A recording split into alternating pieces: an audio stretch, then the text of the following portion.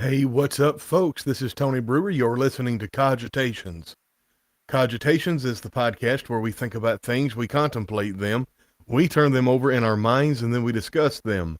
Daniel chapter 7, verse 28, Daniel writes, "Hitherto is the end of the matter. As for me, Daniel, my cogitations much troubled me.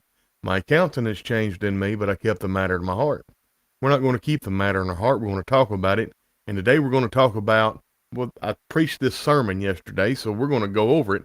I converted this sermon outline into an article on Substack. I guess I should share the article in the comment section. Maybe I will do that. But I hope you enjoy the podcast for today. I really, really love this account of the woman taken in adultery from the book of John, chapter 8. In fact, as we're talking, I'm going to turn there because I want to read. It's just John chapter 8, 3 through 11. And where's it at? Bear with me. Yeah, right here. Okay. Let me put my marker in there. It's so awesome that I can use my little New Testament with Psalms, and I can read because I've got plenty of light and all that good stuff. And the reason that is the case is because of this really, really good, very inexpensive face camera. What's it called? Face cam by Elgato. I think they're around 120, 130 bucks US.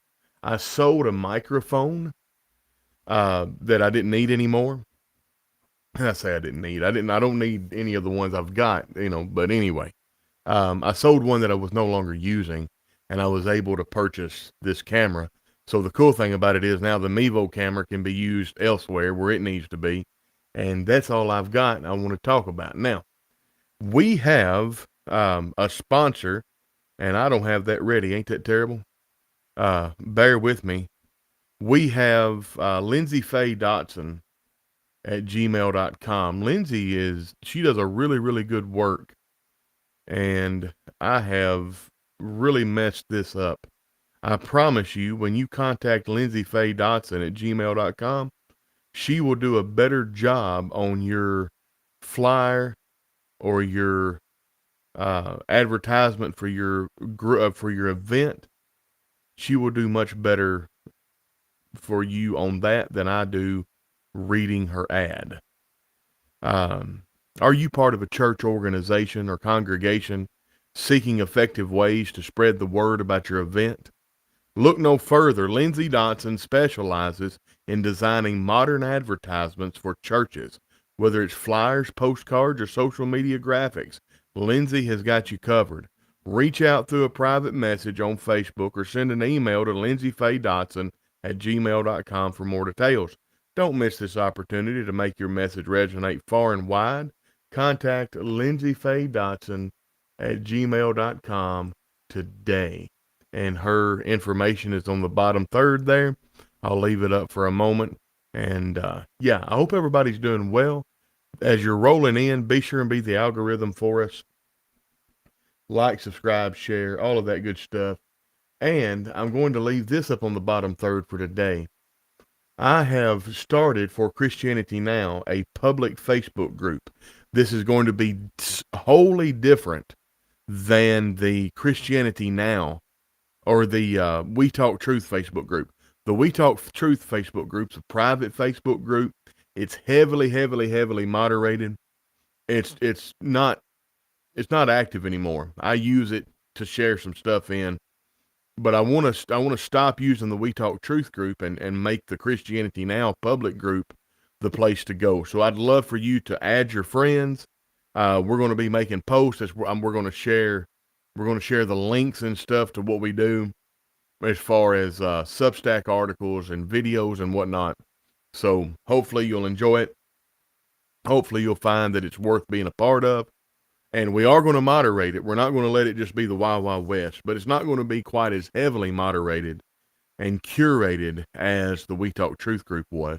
So go to Christianity Now or go to Facebook, type in Christianity Now, and you'll find the group there. Now let's get into the podcast today. Incidentally, Terry Crooks and Connie Barden, it's really good to see you this morning. And let's just start with it. Are you without sin? Well, before we get into the podcast, I want to read the account, John 8, 3 through 11. And the scribes and the Pharisees brought unto him a woman taken in adultery. And when they had set her in the midst, they say unto him, Master, this woman was taken in adultery in the very act. Now Moses in the law commanded us that such should be stoned, but what sayest thou? This they said, tempting him, that they might have to accuse him. But Jesus stooped down, and with his finger wrote on the ground, as though he heard them not. So when they continued asking him, he lifted up himself, and said unto them, He that is without sin among you, let him cast the first stone at her. And again he stooped down and wrote on the ground. And they which heard it, being convicted by their own conscience, went out one by one, beginning at the eldest, even to the last. And Jesus was left alone with the woman standing in the midst. When Jesus had lifted up himself and saw none but the woman, he said unto her, Woman, where are those thine accusers? And has no man condemned thee? And she said, No man, Lord. And Jesus said unto her, Neither do I condemn thee. Go and sin no more. You know, there's a lot of stuff that can be taken from that, and there's a lot of misconceptions about it, quite frankly. I have heard people cite John 8, 3 through 11 as how we should treat people who are caught in sin, that we shouldn't practice church discipline, that we shouldn't have a standard, that we should let them do anything they want to do, regardless of their attitude, regardless of the standard of God's morality, regardless of any edicts about leavening the whole lump, regardless of any commandments about church discipline. Just let people do what they want to do, because Jesus didn't condemn this woman taken in adultery. Well, folks, I don't buy that. I think you're reading a little bit too much in the text if you go that route.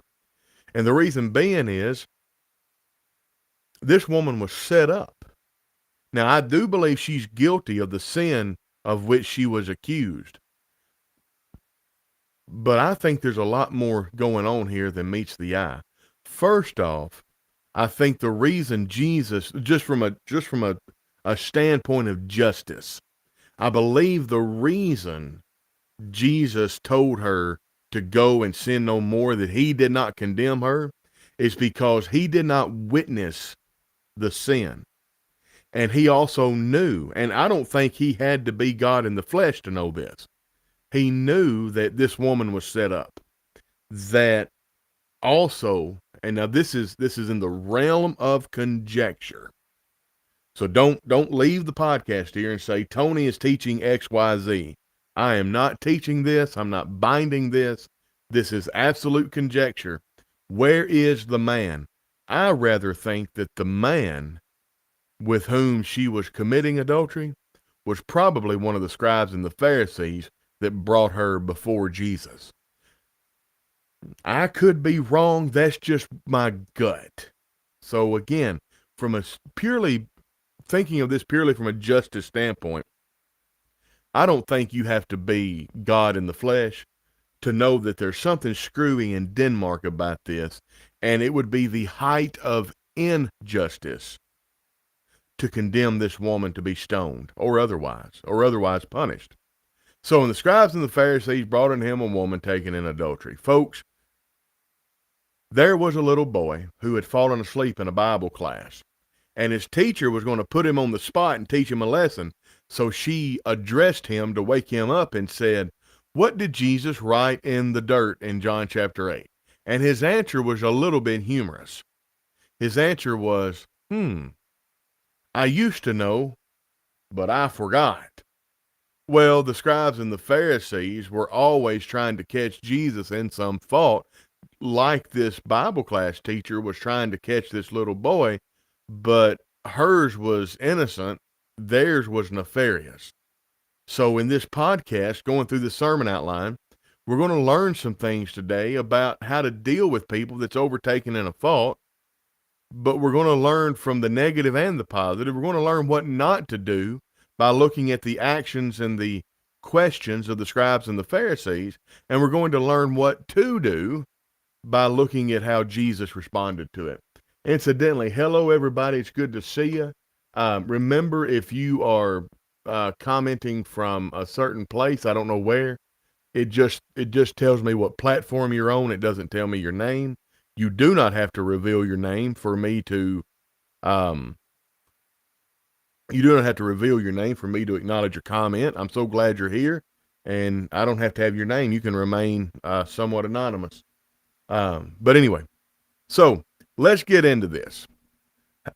There's going to be 4 points. We're going to look at a double standard, a fool's folly, and the confidence of a man handling a situation the way it's supposed to be handled. And how about repeating something that works? I don't know a good way to articulate these points. But anyway, the first point in our discussion, how about a double standard? Notice in verse 4 of John 8. Hello, Sue Ross. It's good to see you. Folks, they took this woman, according to the book of John, chapter 8, verse 4, in the very act of adultery.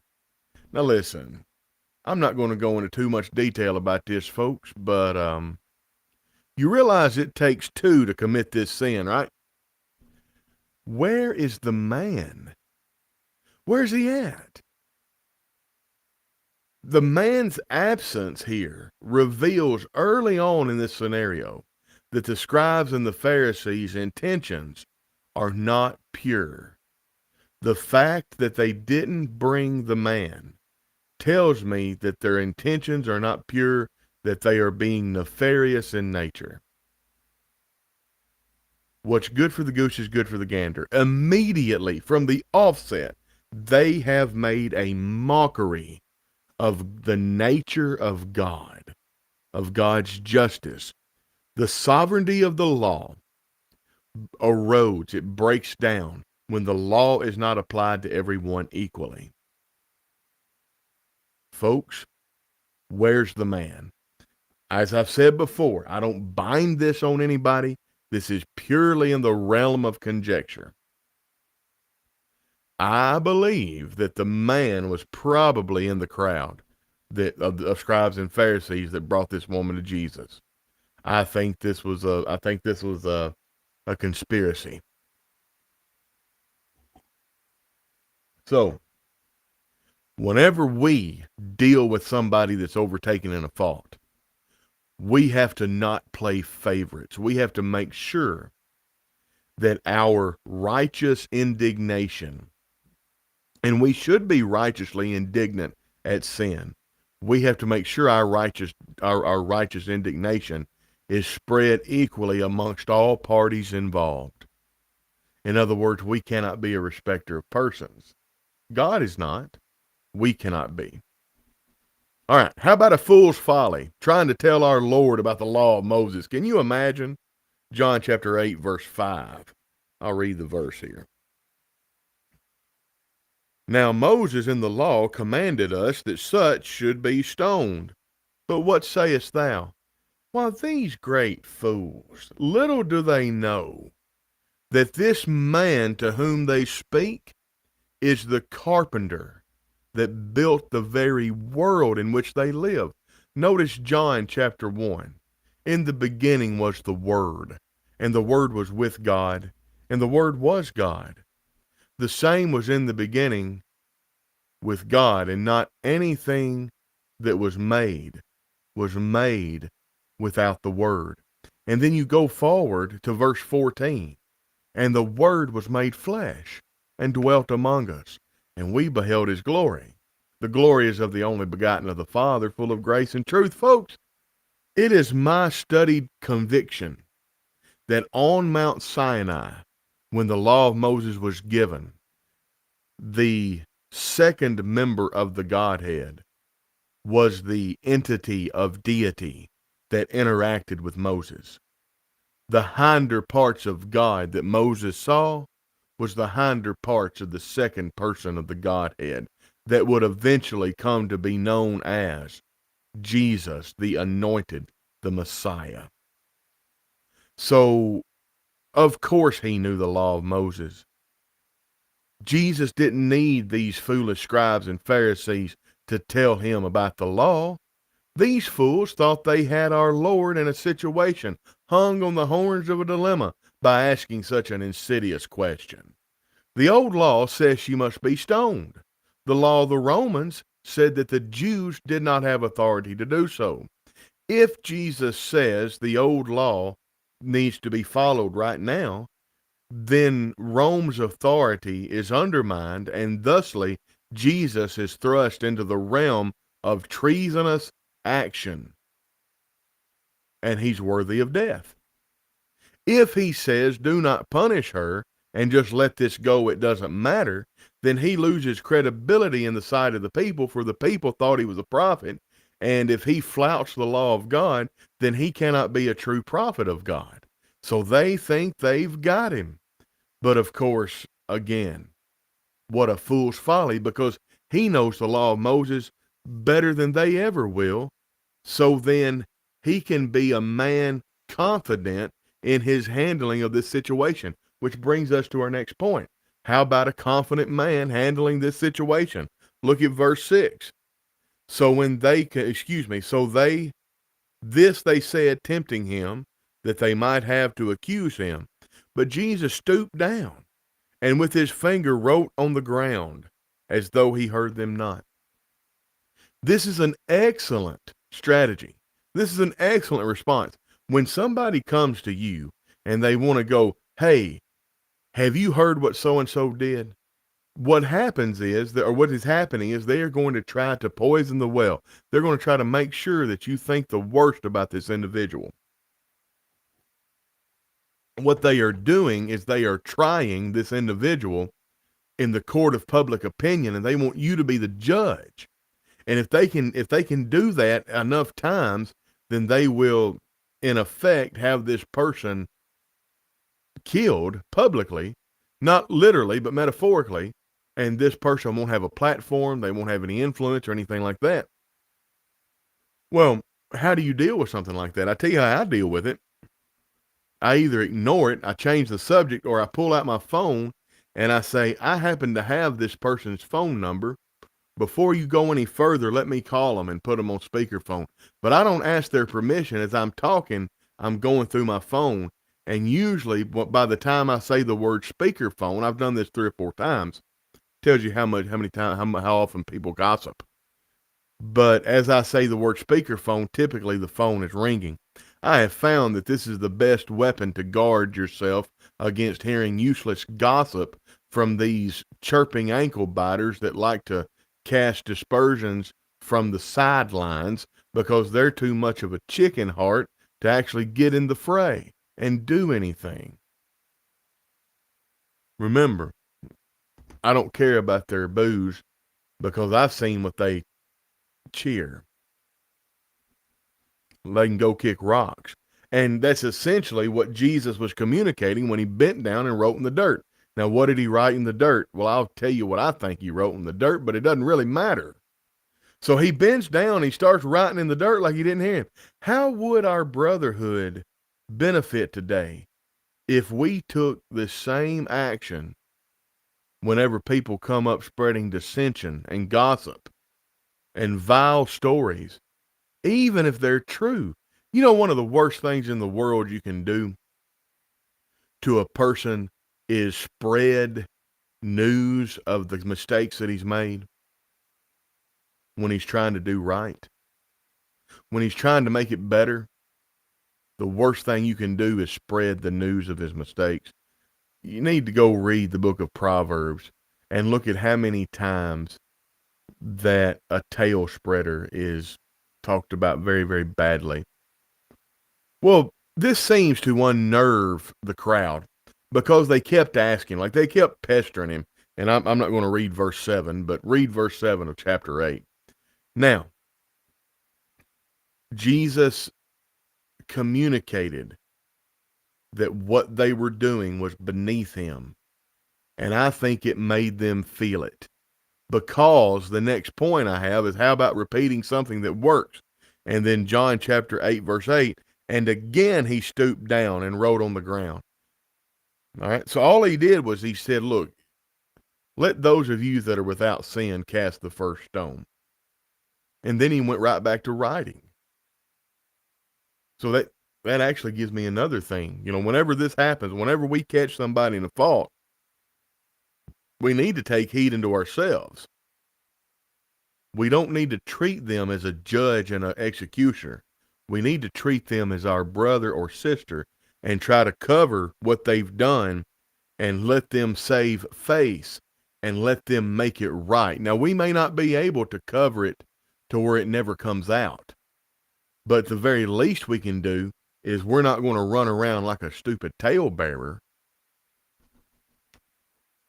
So how about repeating something that works? So when he bent down the first time, they continued to bother him.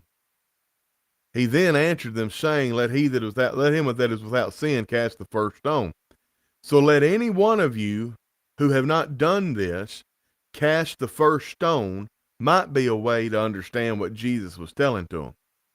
It might be going back to Deuteronomy chapter 17, verse 7. I'm going to break out my trusty rusty e-sword and go back to Deuteronomy 17, 7. The hands of the witnesses shall be first upon him to put him to death, and afterward the hands of all the people. So thou shalt put the evil away from among you. If someone, all right, so at the mouth of 2 or 3 witnesses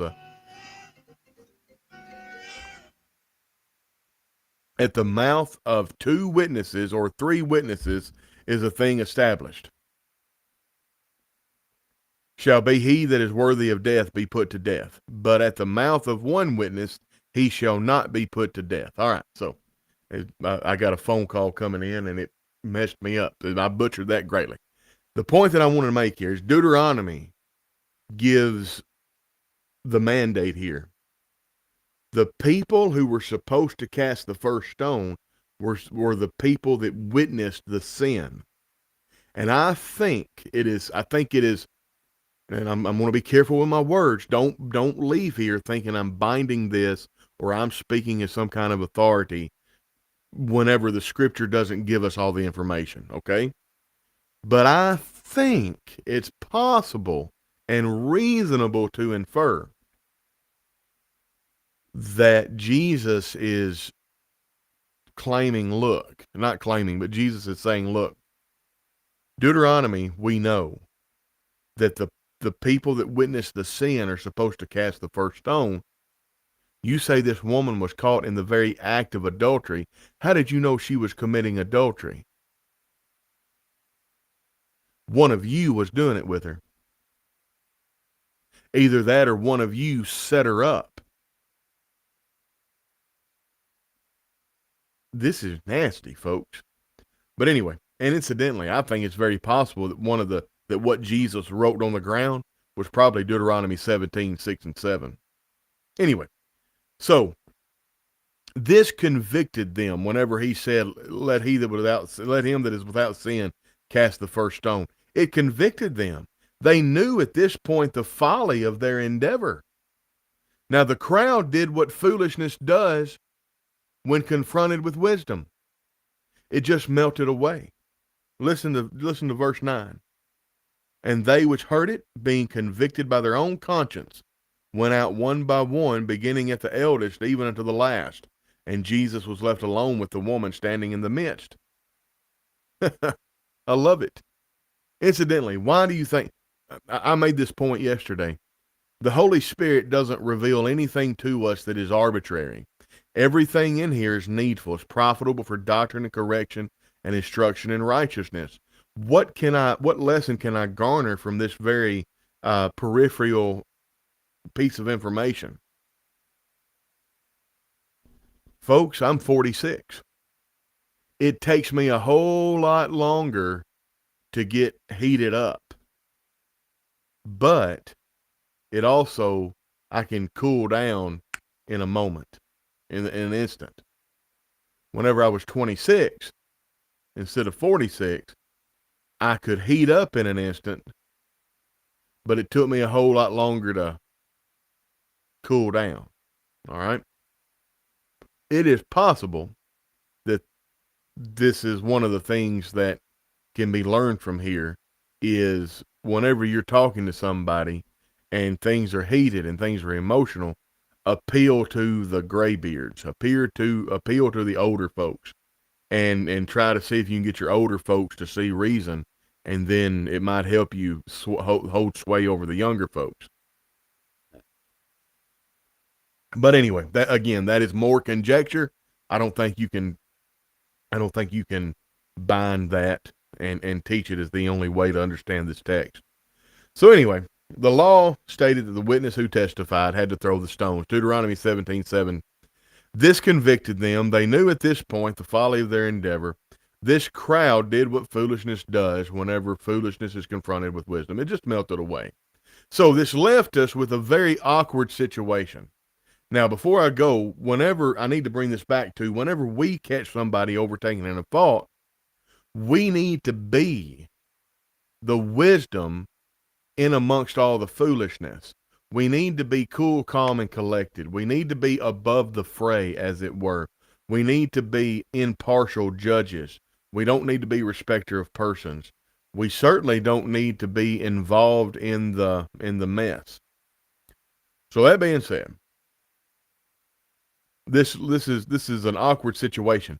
Whenever we are the wisdom, the representation of wisdom, all the foolishness melts away. And like I said, whenever you call somebody on the phone and says, yeah, I got a brother right here that's trying to tell me some stuff that you've done, and I'm just going to put you on speakerphone here and we're going to talk about it, that brother never sticks around. That brother or sister never sticks around. I've never had it happen. They just melt. All right. So you're going to be left with kind of an awkward situation. Whenever you catch somebody overtaken in a fault, if there's no accusers, if it's something that you can allow them to save face, then you don't need to take up the mantle of accusation. Okay. And this brings us to this last point. How about an awkward situation? So this woman, she probably looked somewhat disheveled. I mean, I don't think that she was handled very well by the men. You kind of know how this played out. Well, she was left standing there with Jesus, verse 10. Now, one can only assume he continued to write on the ground until all the accusers was gone. That's the way I read the account. Well, Jesus asked the question of his own at this point. Woman, where are those thine accusers? Verse 10. To which she replied, no man accuses me, Lord, they're gone. Well, Jesus said, well, I don't condemn you either. And then he gave her a prescription. Go and sin no more. And she went on her way. Now, it may be the case that you have knowledge of someone who is overtaken in a fault. You need to go to them. Don't broadcast it. Don't pull them before a magistrate and try to make a case that they're guilty. Go help them. Go help them fix it. If someone is brought to you and they place you in the position of judge, you need to respond just like Jesus. Just disengage. Show how worthless this is to you. Do things that make them uncomfortable. Be the wisdom in the midst of all the foolishness. There's a short that I shared from a politician here in Canada, and the reporter is being like these scribes and Pharisees, and he's making very veiled and vague accusations, and he's using those vague and veiled talking mannerisms where it's like, well, many people say, and some people say, and I've heard this, and like, well, what did you hear? Who people? Give me specifics. And of course, the guy's just stuttering, and the politician just keeps eating his apple. And I really like this politician for Canada. I wouldn't like him very much for the U.S., but he's orders of magnitude better than Justin Trudeau. Anyway, but what's the point? The point is this, simply this. Be the wisdom in that situation. If somebody brings someone to you and says, look at what this person has done, don't feed into that. Say, yeah, that's pretty bad. They shouldn't have done that, but, you know, what are you going to do? We're going to break their thumbs? We're going to quote unquote excommunicate them from the church? They're wounded right now. Why don't we just shoot them instead of bearing their burdens? Remember, when you find a brother or sister overtaken in a fault, your main job should be to restore such a one. These people, these scribes and Pharisees, didn't want to restore this woman to the good graces of God. They wanted to kill her and thereby have somewhat to accuse Jesus. When someone brings someone to you and they want you to join in the public trial, they're not concerned with justice. They're not concerned with restoration. They're wanting to metaphorically put that person to death, and they want you and your reputation and your character to be sullied, so they'll have somewhat to hold against you. Folks, we need to be very careful before we bring people caught in wrongdoing before the church or to the public. Why are we ousting our brother's sins, and are we in any condition to bring those sins out and condemn our brother? We need to understand that but for a different set of circumstances, there go I. We need to ever have the mindset of Jesus when it comes to dealing with our brothers and sisters who are overtaken in faults. Brethren, if any man be overtaken in a fault, ye which are spiritual, restore such a one in the spirit of meekness, considering thyself, lest thou also be tempted. Does the passage also highlight the importance of not judging others and recognizing our own imperfections before condemning others? I would say yes. I mean, it goes quite well with with Matthew chapter 7. Judge not that you be not judged. In fact, let me go over there and read it. I'm gonna try to get away now that I've got this new camera. I'm gonna try to get away from going to my trusty rusty eSword all the time, because now I can actually see. I think I've got a camera setting messed up. Hold on just a second. I shouldn't care about this, but yep, I do have a camera setting messed up.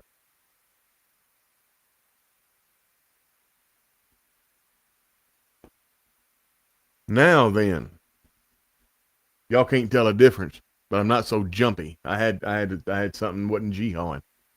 All right. Judge not that you be not judged, for with what judgment you judge, ye shall be judged, and with what measure you mete, it shall be measured to you again. And why beholdest thou the mote which is in thy brother's eye, but considerest not the beam that is in thine own eye? Or how wilt thou say to thy brother, let me pull out the mote out of thine eye, and behold, a beam that is in thine own eye? Thou hypocrite, first cast out the beam out of thine own eye, and then shalt thou see clearly to cast out the mote out of thy brother's eye.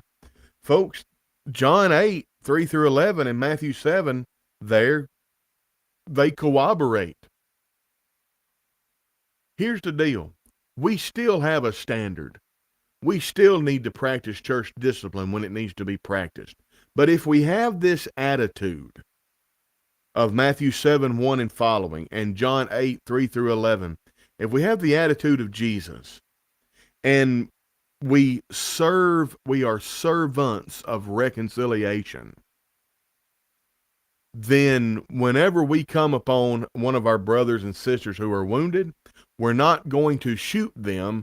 We are going to administer or minister to them. We're going to serve them. Oh, that's good. We're not going to shoot them. We're going to serve them.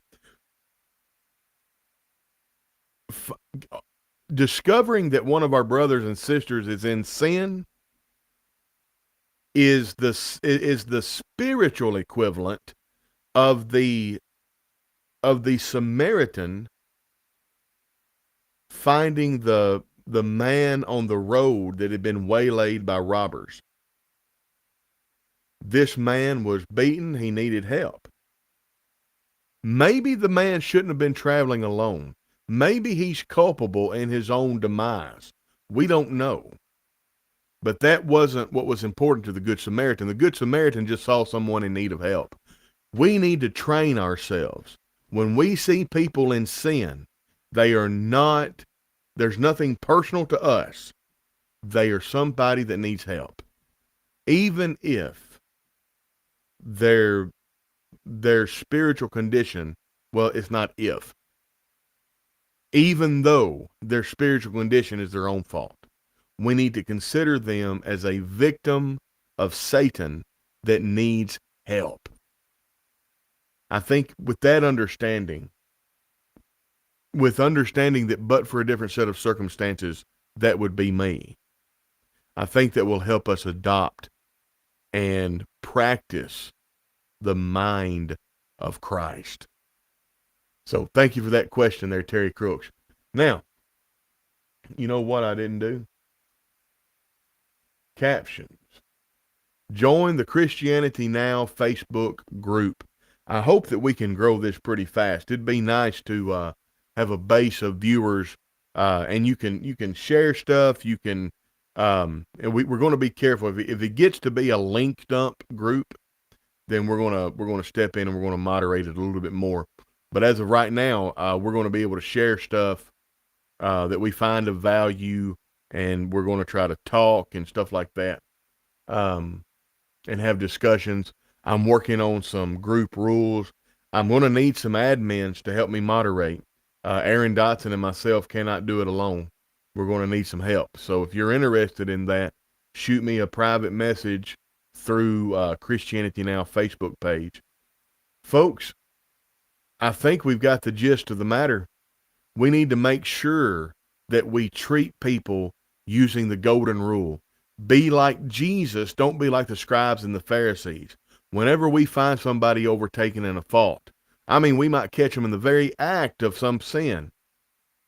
Treat them as somebody who has fallen prey to the wiles of Satan and try to help them, and don't try to hurt them. Don't try them in the court of public opinion. Work with them and help them to save face. Folks, that's all I've got. This has been Tony Brewer with Cogitations, powered by Christianity Now. We hope you join the Christianity Now Facebook group, and be sure and subscribe to Podbean, Apple Podcasts, Spotify, and TuneIn Radio, and consider monetarily supporting the podcast, and those links will be in the show notes. God bless you. This has been Tony Brewer with Christianity Now, or Cogitations, powered by Christianity Now, and we will catch you on the flip side.